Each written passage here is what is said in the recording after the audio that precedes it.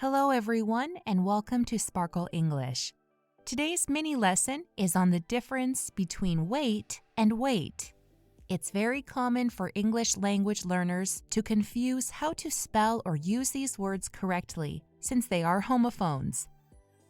Both wait and wait have the same pronunciation.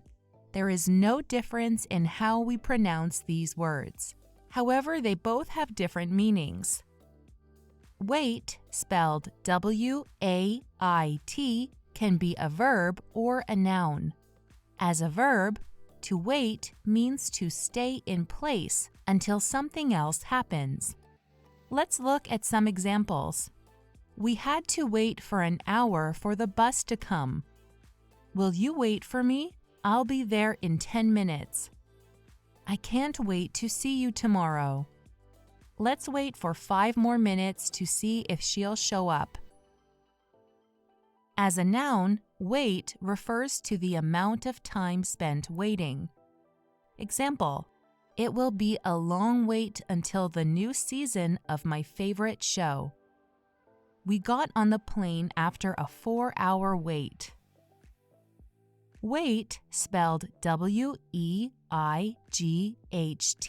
is a noun. The weight of a person or thing is how heavy they are. Weight is measured in units, such as kilograms or pounds. Weights are equipment that people lift for exercise. Let's look at some examples.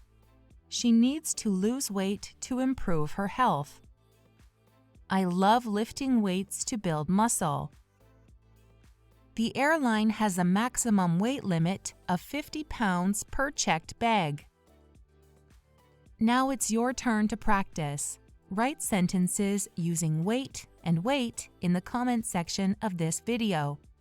Make sure to like this video and subscribe to Sparkle English for more lessons on how to improve your level of English. Thanks for watching.